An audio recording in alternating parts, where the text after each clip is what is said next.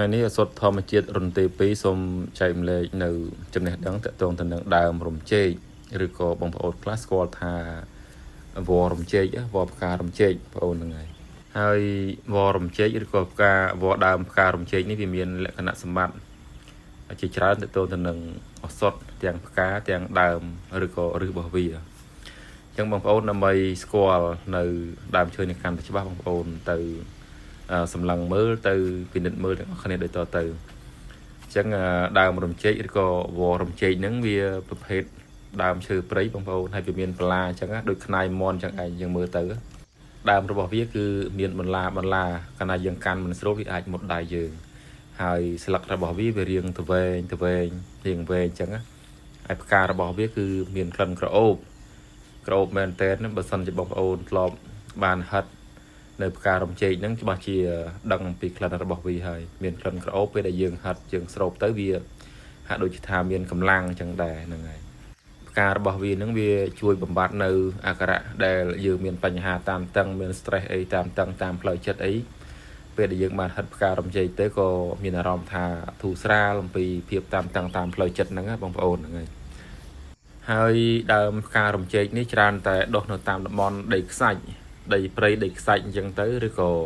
ដីដែលមានល្បាប់អីក៏វាអាចដុះបានដែរហ្នឹងហើយប៉ុន្តែទូទៅវាមិនដុះនៅតាមតំបន់ដែលដីភ្នំដីថ្មអីទេហ្នឹងហើយច្រើនតែដុះទៅតាមតំបន់ដីខ្សាច់ប្រភេទដីខ្សាច់ច្រើនតែមានដុះហ្នឹងហើយផ្ការបស់វាមានក្លិនក្រអូបណាស់ជាពិសេសនៅពេលល្ងាចឡើងម៉ោង4ម៉ោង5ឡើងទៅហ្នឹងគឺផ្ការបស់វាមានក្លិនក្រអូបប្រហើរយើងមានបញ្ហាតានតឹងតាមផ្លូវចិត្តមាន stress អីហ្នឹងអញ្ចឹងយើងអាចបេះផ្កាវាដាក់ក្នុងកប៉ៅអាវអីចឹងទៅដើម្បីហិតផ្កាវាហ្នឹងក៏ធ្វើឲ្យយើងវា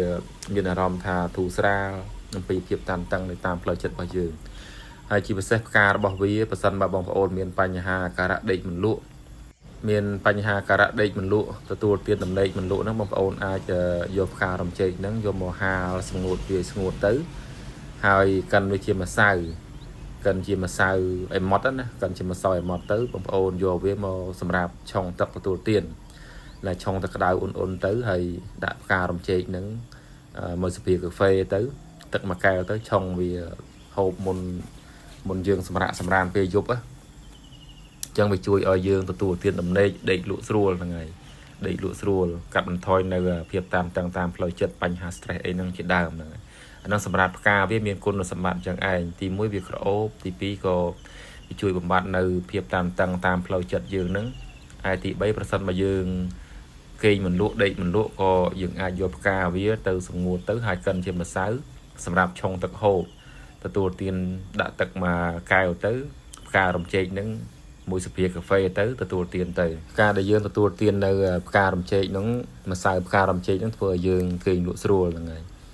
ហើយសម្រាប់ដើមវាឬក៏ឫសរបស់វាហ្នឹងក៏គេច្រើនតែប្រើនៅក្នុងលក្ខណៈឱសថ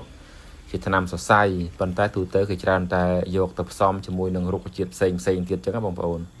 ដូចថាឫសវាអញ្ចឹងគេយកទៅផ្សំជាថ្នាំសរសៃ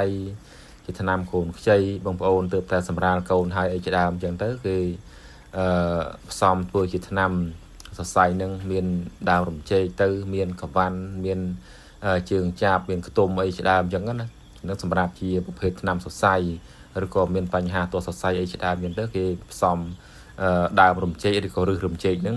ធ្វើជាថ្នាំសរសៃផងដែរឬក៏ថ្នាំសម្រាប់បងប្អូនដែលមានបញ្ហាទោះសរសៃកូនខ្ចីអីជាដើមហ្នឹងហើយអញ្ចឹងដើមរំចេកឬក៏ដើមផ្ការំចេកនេះវាមានគុណសម្បត្តិយ៉ាងហ្នឹងឯងជាពិសេសគឺផ្ការបស់វាគឺមានក្លិនក្រអូបយើងដាំតាមផ្ទះតាមហាងតាមអីចឹងវាជួយឲ្យក្លិនហ្នឹងវាក្រអូបពេលយប់ឡើងពេលល្ងាចឡើងអីចឹងហ្នឹងមានអារម្មណ៍ស្រស់ស្រាយអីចឹងដែរបងប្អូនហ្នឹងហើយដាំតាមសួនតាមអីចឹងណាហ្នឹងហើយអញ្ចឹងវីដេអូហ្នឹងមានតែប៉ុណ្្នឹងទេហើយសូមអរគុណដែលបានទស្សនាតាមដានទាំងអស់គ្នាសូមជួយ Subscribe នៅ Channel នេះម្នាក់មួយផងដើម្បីទទួលបាននៅចំណេះដឹងក៏ដូចជាវីដេអូថ្មីទៀតទាក់ទងទៅនឹងរុក្ខជាតិឱសថនៃប្រជាជាតិកម្ពុជានៃយើងសូមអរគុណច្រើន